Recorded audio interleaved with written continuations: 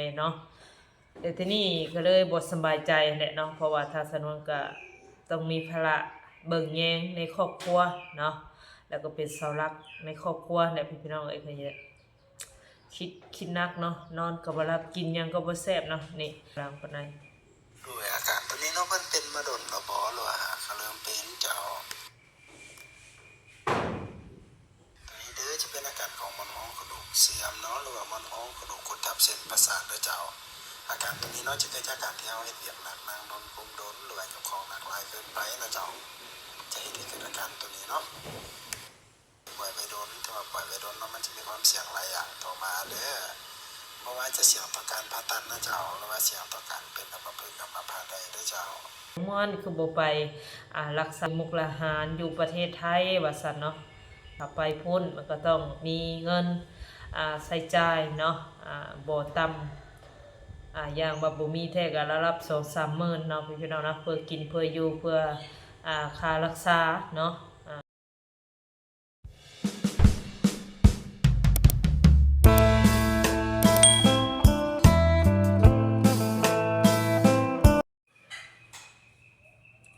สบายดีและสวัสดีเด้อพ่อพี่น้อง FC ปาดงเบิดสุขุสุคนเนาะหายหน้าหายตาไปโดนนานทางสนวนก็ได้เนาะทีนานๆทีนึงหั่นล่ะพี่น้องเอ้ยก็คือสุขภาพร่างกายเนาะทางสนวนช่วงนี้ก็เทจะบ่ไหวพี่น้องเอ้ยก็อยากถามเนาะ FC เบิดสุขุสุคนหั่นแหละเนาะว่าอาการแบบนี้เป็นแบบไรเนาะพี่น้องเนาะจังใดก็เรียนรู้อีหยังก็แนะนำทางสนวนเข้ามาเด้อพี่น้องเอ้ยทางสนวนก็บ่ฮู้สิไปปัวแล้วก็รักษาตัวเองแบบใดเนาะการช่วงนี้ก็แบบจังนี้ได้บอกบ่ถูกพี่น้องเอ้ยเพราะว่าเป็นมานี่เกือบอาทิตย์นึงแล้วเนาะ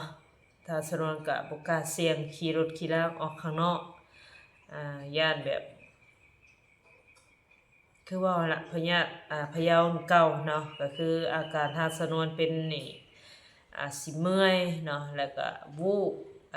แล้วก็แบบนักศีรษะนักหัวเนาะแล้วก็วูบแล้วก็หน้าตามืดเนาะตามืดแล้วก็สิล้มเลยซุบเลยเนาะแบบอ่อนเพลียเลยเนาะ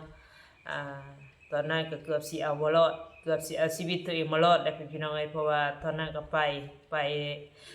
ขี่รถไปทำคลิปมาแล้วเนาะแต่ว่าเดินทางไกลบ่ก็ไกลพี่น้องประมาณ3-40 กิโลเนาะขากลับกับทางสนวนก็มีอาการแบบแน่นหน้าอกเนาะแล้วก็เพลียๆหันใจบ่ออกประมาณนี้เนาะแล้วก็มีอาการแบบต้นโตลอยบ่มีริ้วมีแรงเนาะแล้วก็หน้ามืดลงไปแล้วก็วูบเลยบ่รู้สึกหยังเนาะแบบคล้ายๆแบบคนเบิดเลยแหละพี่น้องเอ้ยเนาะเนาะมื้อนี้ก็ทางสนวนก็สิออกมาเว้าเรื่องสุขภาพร่างกายเนาะแล้วก็ขอความคิดเห็นจาก FC เนาะเป็นมาเนาะสิช่วงระยะอาทิตย์นึงเนาะพี่น้องเนาะสนวนก็คิดว่ามันสิดีแล้วก็หายดีขึ้นไปเรื่อยๆเนาะทีนี้ทางสนวนก็เลยว่าบ่ไหวแล้วเนาะเอาแล้วมาหน่อยก็เข้าบัดนี้มาเข้าพี่น้องเอ้ยก็เลยบ่ไหวเนาะทางสนวนก็เลยผิดปกติในร่างกายนี่แหละทางสนวนก็เลยไปหาหมอเนาะมื้อนั้นเนาะไปหาหมอไปบัดนี้ก็รู้สึกแบบนักเนาะนักศีรษะเนาะเวลาเฮาตีสิมันสิเจ็บมึนๆพี่น้องเนาะอาการแบบมึนๆทางสนวนก็เคยไปกวดอยู่ครั้งก่อนก็ทางแพทย์ทางหมอเพิ่นก็บอกว่าไขมันอุดตันเส้นเลือดเนาะทางสนวนก็ยันเป็นแบบนั้นแหละยันเป็นพยาธิพะเยาคือเก่าคืนมาหั่นแหละเนาะเพราะว่ากินยานี่ก็โหหลายพอสมควรแล้วพี่น้องเอ้ยเนาะแต่ทีนี้ก็เลยบ่สบายใจแหละเนาะเพราะว่าทางสนวนก็ต้องมีภาระเบิ่งแยงในครอบครัวเนาะ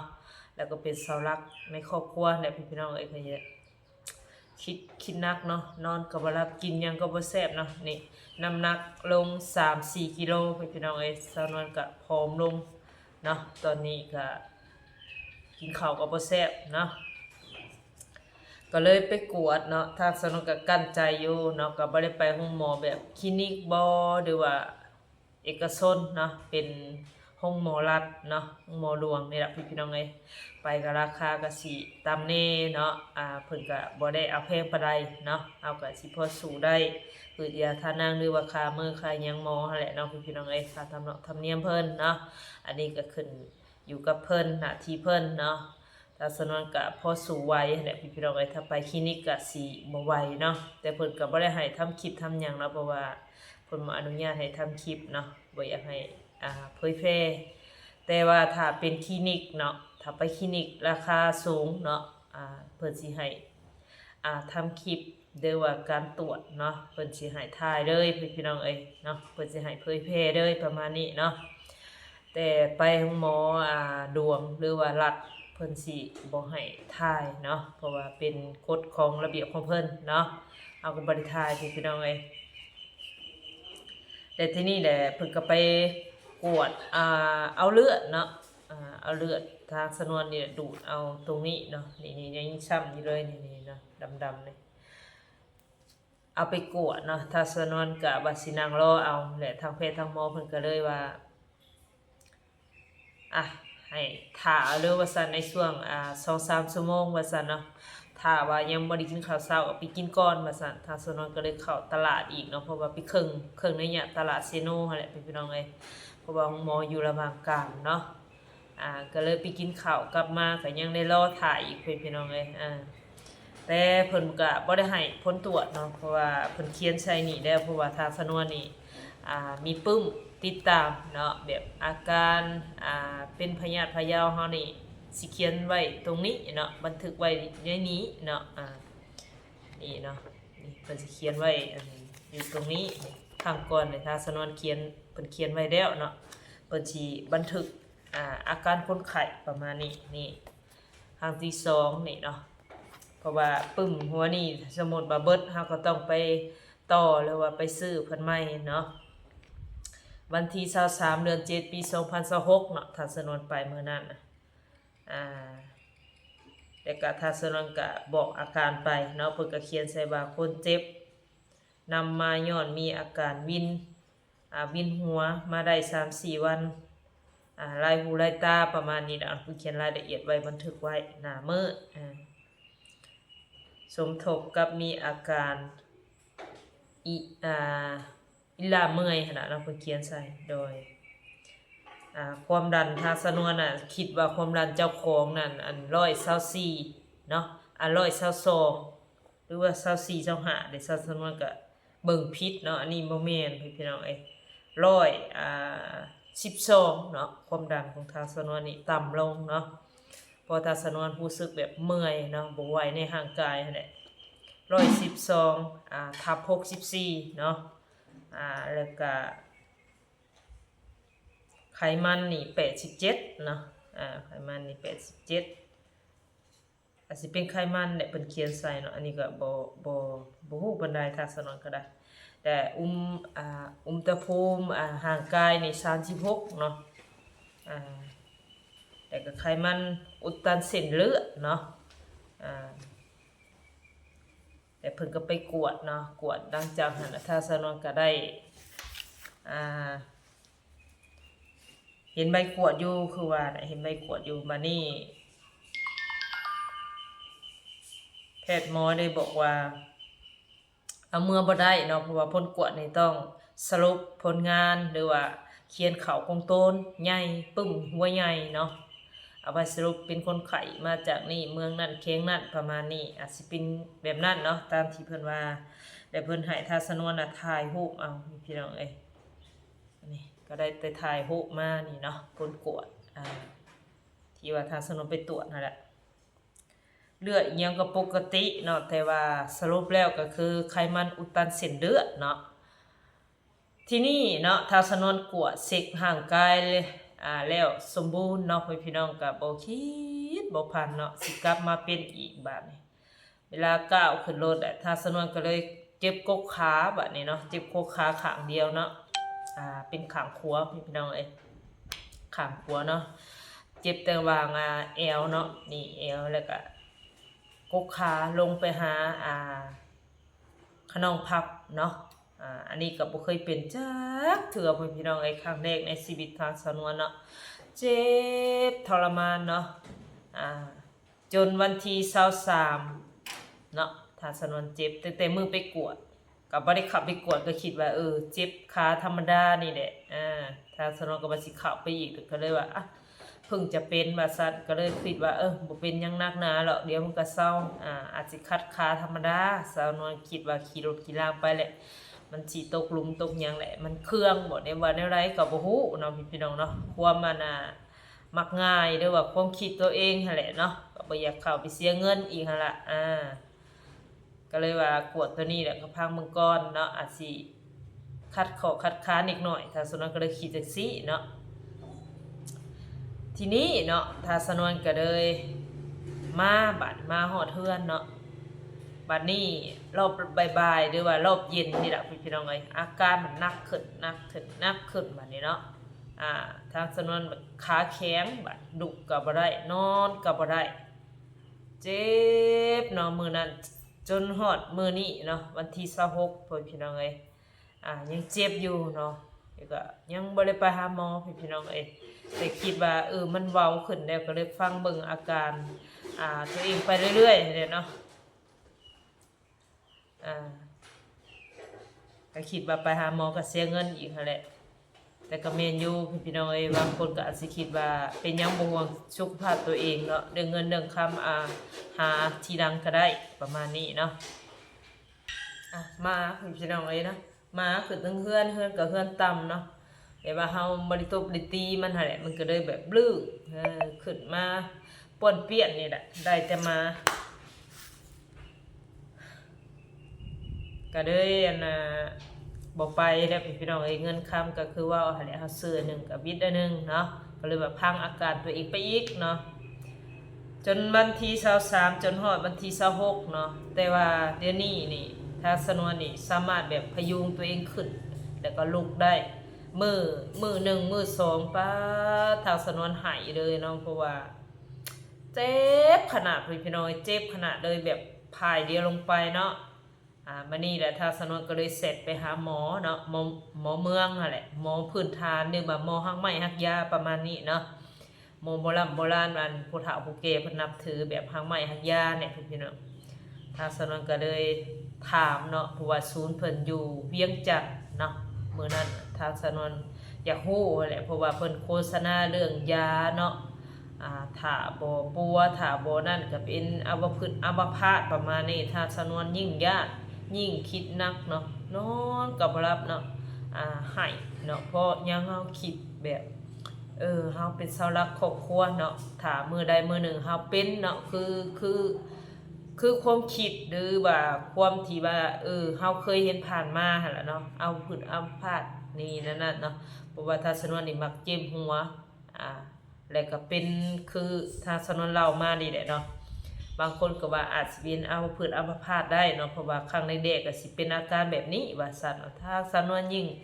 คิดบัดยิ่งนอนบ่หลับพี่น้องเสียจังได้บัดนี้เนาะก็บอกง่ายๆก็คือเงินบ่มีหั่นแหละเนาะเฮาสิไปปัวรักษาตัวเองอีกเนาะก็แทบจะบ่ไหวหั่นล่ะแต่ทีนี้เฮาก็ยังอายุก็ยังหนุ่มน้อยเนาะบ่น่าสิมาเป็นแบบนี้แบบนั้นก็คิดไปหลายพี่น้องถ้ามื้อใดมื้อหนึ่งเฮาเป็นคือเพิ่นเว้าเนาะก็สิแย่เลยเนาะเพราะว่าความคิดทางสนวนนี่คิดไปเรื่อยๆแหละเนาะแต่ทีนี้เพิ่นก็เลยว่ามีอาการแบบใดเนาะนี่เนาะเพิ่นส่งเสียงมาถามทางสนวนนี่ด้วยอาการตัวนี้เนาะมันเป็นมาโดนแล้วหมอเนาะทีแรกเพิ่นคิดว่าคนอื่นนั่นแหละเป็นเนาะเพิ่นก็เลยถามมาประมาณนี้นี่ทางสนวนเปิดให้ใหม่เนาะเสียงมาลางปานใดด้วยอาการตัวนี้เนาะมันเป็นมาโดนแล้วบ่หรือว่าเขาเริ่มเป็นเจ้าเด้อจะเป็นอาการของมันห้องกระดูกเสื่อมเนาะหรือว่ามันห้องกระดูกกดทับเส้นประสาทเด้อเจ้าอาการตัวนี้เนาะจะเกิดจากการที่เฮาเฮ็ดเวียกหนักนั่งโดนปุ่มโดนหรือว่ายกของหนักหลายเกินไปนะเจ้าจะเฮ็ดให้เกิดอาการตัวนี้เนาะเจ้าถ้ามีอาการดังกล่าวเนี่ยนะแม่รักษาเลยเด้อบ่อยากให้ป่วยไปโดนถ้าว่าป่วยไปโดนเนาะมันจะมีความเสี่ยงหลายอย่างต่อมาเด้อ เพราะว่าจะเสี่ยงต่อการผ่าตัดนะเจ้าหรือว่าเสี่ยงต่อการเป็นอัมพฤกษ์อัมพาตได้ด้วยเจ้าโดยถ้าเป็นระยะนี้นะเจ้าแนะนำให้กินยาของเขาตัวนี้เลยเด้อเพราะลูกค้าเขาหลายคนนะเจ้าเพิ่นก็เป็นอาการแบบเดียวกันนะแต่ว่ามันเป็นในโน้นเป็นใน8-9 ปีบางคนก็เป็นใน10 ปีนะเจ้าไปรักษามาหลายวิธีกินยาหลายอันแล้วก็บ่เซานะเจ้าแล้วเพิ่นก็มาสั่งยาเขาตัวนี้ไปกินเนาะเดี๋ยวนี้อาการของเพิ่นเป็นหายขาดเลยเพราะว่าตัวนี้จะเป็นสมุนไพรรักษาเกี่ยวกับกระดูกเส้นเอ็นโดยตรงเลยเจ้าเพิ่นก็เลยว่ามันเป็นยาสมุนไพรเนาะยาสมุนไพรแบบรักษาหลายคนเนาะกินน้ำเพิ่นนี่บ่เกินแพงหนึงเนาะแพงหนึงนี่สิเซาขาดเลยประมาณนี้เนาะถ้าสนวนก็ว่าสิตัดสินใจซื้อมากินเนาะแต่มาคิดอีกทีว่าสิไปหาหมอเนาะแล้วก็มีทางอ้ายเพิ่นแนะนำว่าบ่ไปก็ได้ว่าย่านเจ็บธรรมดาก็ฟังไปอีกเนาะถ้าสนวนก็ได้เพราะว่าเพิ่นก็เคยเป็นเนาะบางทีอาจสิเศร้าอยู่ว่ายังหนุ่มยังน้อยอาจสิบ่เป็นหรอกประมาณนี้เนาะตอนนั้นก็เลยฟังทางเพิ่นแนะนำมาก็เลยโยะบ่ได้ไปสถานการณ์นี่ดีบ่ก็ดีขึ้นแบบทางสนวนก็ซอยตัวเองแล้วก็พยุงตัวเองขึ้นได้เนาะแต่ว่าเนาะถ้ามาเหยียดขาแบบนี้นี่ยังเจ็บพุ่นพี่น้อยเจ็บเนาะเจ็บแบบขึ้นมาฮอดจุดนี้เนาะมาฮอดเอขาเนาะตอนนี้เนาะเจ็บเอขานี่แบบนี้เฮานั่งตรงๆเนาะตรงๆเดี๋ยวเฮาเหยียดขาลงไปแบบนี้นี่สิเจ็บเพิ่นพี่น้องเอ้ยเจ็บมาเลยเนาะเจ็บมาฮอดนี่แหละทางสนวนก็ได้แต่พับขาเนาะพับขาหรือว่าเหยียดขาเบิดสองนี่ก็บ่ได้เนาะหรือว่าสินั่งเหยียดขาเนิ่งๆนี่อาจได้อยู่เนาะพี่น้องเนาะแต่ว่าตอนนี้ยังคอยพยุงตัวเองขึ้นเนาะก็เลยบ่กล้าสามารถแบบไปทางใดเลยซุมื้อนี้เนาะแบบญาติเพิ่นพี่น้องเอ้ยยันมีอาการมืดหรือว่าเมื่อยล้าเนี่ยยันวูบในเถาะในทางยันพาลมรถหยังเนาะแต่ว่าถ้ามีงานมีการแบบผู้หลักผู้ใหญ่เพิ่นอยากให้ทางสนวนไปก็อาจสิไปได้อยู่อาจสิมีหมู่มีครูพาไปแหละเนาะก็ไปได้แต่ว่าช่วงนี้บ่มีงานมีการหยังก็เลยแบบพักผ่อนเบิ่งอาการเจ้าของพี่น้องเอ้ยก็ยังเจ็บอยู่แอขานี่เนาะแต่ศาสนวนก็คิดหลายคือว่าแหละแต่ว่าหมอพื้นฐานหมอเมืองหรือว่าหมอยาเนาะอยู่ศูนย์อยู่เวียงจันทน์เนาะเพิ่นก็ให้ไปซื้อยาจากเพิ่นเนาะเพราะว่าเพลงนึงน่ะ500 บาทเนาะ2เพลงก็ตกอยู่1,000 บาทพี่น้องเอ้ยศาสนวนก็เลยพังเบิ่งก่อนเนาะพังเบิ่งก่อนแต่ก็คิดหั่นแหละเนาะ2-3 มื้อก็นอนคิดนั่งให้เพราะว่าย่านเป็นอัมพฤกษ์อัมพาตย่านตัวเองบ่เศร้าหั่นแหละพี่น้องเอ้ยก็คิดไปเนาะศาสนวนก็ได้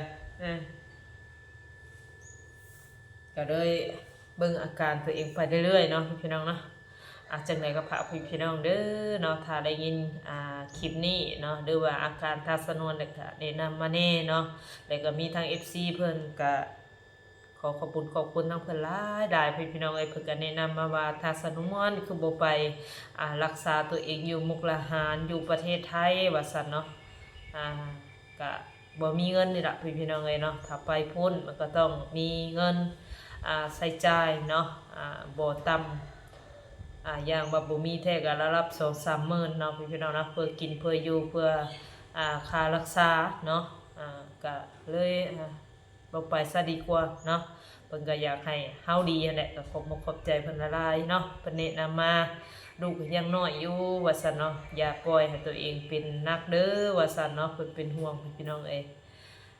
เนาะก็คือว่าแหละขอบใจเพิ่นได้เพิ่นก็ที่แนะนำเข้ามาเนาะแล้วก็ให้ทางสนวนไปที่หมอใหญ่เว้าง่ายๆซะเนาะพี่น้องเนาะให้รักษาเจ้าของหั่นล่ะจังไรคลิปนี้ก็ขอบคุณเด้อทาง FC ที่เข้ามาติดตามนะครับชมขอให้ทุกท่านจงมีแต่ความสุขกายสบายใจความเจริญก้าวหน้าร่ำรวยเงินทองไหลมาเทมาเด้อโชคลาภอยู่ดีมีแฮงบ่ให้เจ็บให้เป็นคือทางสนวนเนาะขอให้มีแต่ความประสบสำเร็จหรือว่าความดีสิ่งดีๆเข้ามาในครอบครัวน่ะเนาะสาธุพี่น้องเอ้ยจังในคลิปนี้ประมาณนี้เนาะพี่น้องเนาะขอกล่าวสบายดี